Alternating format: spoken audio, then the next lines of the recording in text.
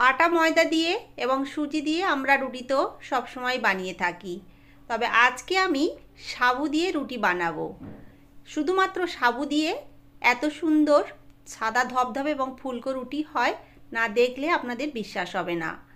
আর এই রুটিটা খেতে কিন্তু ভীষণই সুস্বাদু হয় আর বানানো কিন্তু ভীষণই সহজ।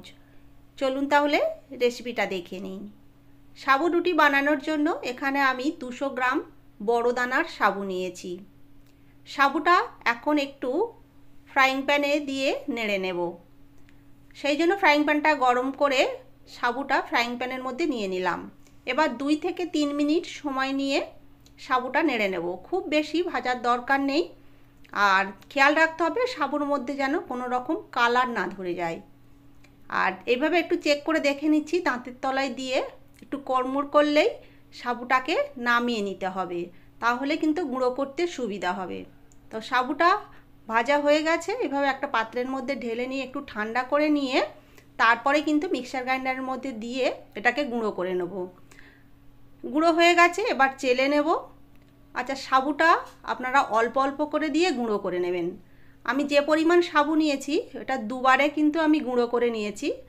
আপনাদের দেখানোর সুবিধার জন্য আমি একবারে গুঁড়ো করে নিয়ে দেখিয়েছি, কিন্তু আমি অফ ক্যামেরায় দুবার ধরে গুঁড়ো করে নিয়েছি। দেখুন চেলে নেওয়ার পর আরও একটু কিন্তু গোটা গোটা বার হয়েছে। এটাকে আবারও কিন্তু আমি মিক্সার গ্রাইন্ডারের মধ্যে দিয়ে গুঁড়ো করে নেব। তো গুঁড়ো করে নিয়েছি, নিয়ে কিন্তু আবারও চেলে নিচ্ছি। চেলে নেওয়ার পর খুবই সামান্য একটু গোটা বাড়িয়েছে, এটা আর দেওয়ার দরকার নেই। এবারে সাবুর এই গুঁড়োটাকে মেখে নেব। গরম জল দিয়ে মেখে নিচ্ছি। হাতে সহ্য করতে পারা যায় এই রকম গরম জল দিয়ে কিন্তু মেখে নিতে হবে। অল্প অল্প জল দিয়ে মেখে নিচ্ছি। আচ্ছা, সামান্য একটু লবণ দিয়ে দেবেন। এটা আমি লবণটা আগে দিতে ভুলে গিয়েছিলাম, অফ ক্যামেরায় দিয়ে দিয়েছি। খুবই সামান্য একটু লবণ দিয়ে দেবেন। এবার অল্প অল্প জল দিয়ে মেখে নিচ্ছি। যেমন আমরা আটা ময়দা মাখি ঠিক সেই রকম করেই মেখে নিতে হবে। মাখতে কিন্তু কোনো রকম অসুবিধা হবে না। দেখুন আমি ঠিক এই রকম করে মেখে নিয়েছি। এবার এর থেকে লেচি কেটে নেব। লেচি কাটার জন্য এইভাবে একটু লম্বাটে করে নিয়ে একটু বড় বড় করে লেচি কেটে নিচ্ছি। রুটি জন্য যে আমরা লেচি কাটি তার থেকে একটু বড় করে কিন্তু আমি লেচিটা কেটে নিয়েছি। এবার একটা একটা করে এইভাবে লেচি হাতের মধ্যে গোল করে নিয়ে ময়দার মধ্যে কোট করে নিয়ে বেলে নেব।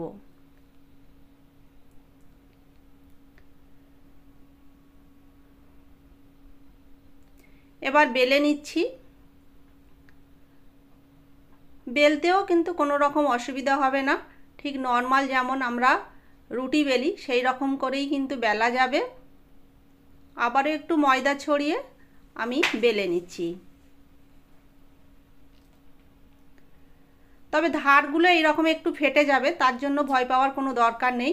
আর একটু টেরা বাঁকা হলেও কিন্তু অসুবিধা নেই। গোল করার জন্য ওপরে এইভাবে একটা বোল বসিয়ে একটু চাপ দিয়ে কিন্তু আমি গোল করে নিচ্ছি। দেখুন কতটা সুন্দর হয়েছে, গোল হয়ে গেছে।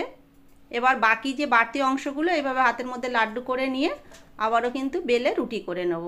তো একটা এইভাবে আমি বেলে নিয়েছি। এবার রুটিটা সেঁকে নেব, সেই জন্য ওভেনে একটা ফ্রাইং প্যান বসিয়ে গরম করে নিয়ে তাওয়ার মধ্যে দিয়ে দিলাম। একটা সাইড হয়ে গেলে উল্টে দিয়েছি। কিছুক্ষণ পর হাত দিয়ে রুটিটাকে এইভাবে একটু ঘুরিয়ে দিয়েছি, তারপর আবারও কিন্তু উল্টে দিচ্ছি। তারপরে ধার দিয়ে দেখুন এইভাবে একটু চাপ দিলেই কত সহজে রুটিটা ফুলে উঠছে। প্রতিটা রুটি কিন্তু এইভাবে ফুলে উঠছে।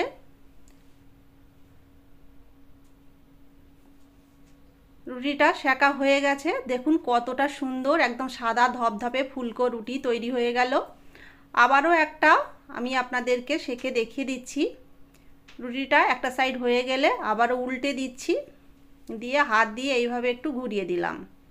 তারপর অপর সাইডটা এভাবে উল্টে দিলাম। দেখুন এই রুটিটাও কত দারুণ কিন্তু ফুলকো হচ্ছে। প্রতিটা রুটি ফুলকো হয়েছে,